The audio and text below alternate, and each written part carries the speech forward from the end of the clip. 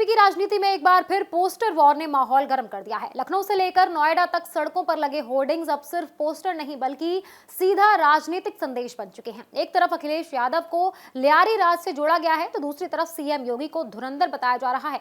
आखिर ये पोस्टर क्या कहानी बता रहे हैं और इसके पीछे की सियासत क्या है, आइए समझते हैं।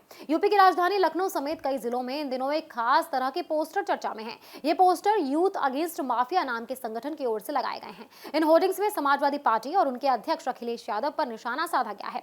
पोस्टर के बाएं हिस्से में अखिलेश यादव की तस्वीर दिखाई गई है, जिनमें उन्हें किसी फिल्मी अंदाज में रहमान डकैत जैसा लुक दिया गया है। उनके नीचे लिखा है अखिलेश का लियारी राज।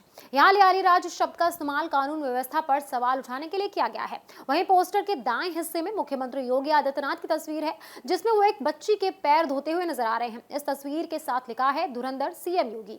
इसके जरिए ये दिखाने की कोशिश की गई है कि योगी सरकार मजबूत और सख्त फैसले लेने वाली सरकार है।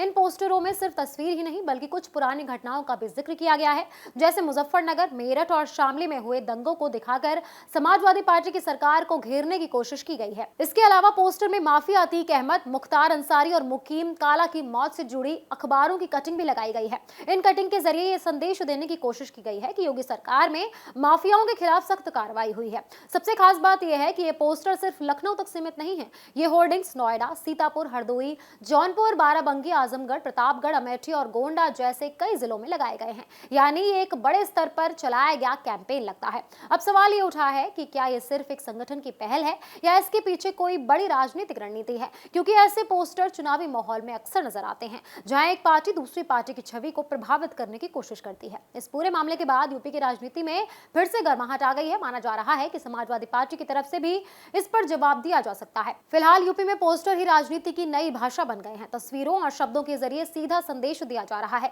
अब देखना होगा कि इस पोस्टर वॉर का जवाब कैसे और कब आता है। क्या ये सिर्फ शुरुआत है या आने वाले दिनों में और भी सियासी टकराव देखने को मिलेंगे।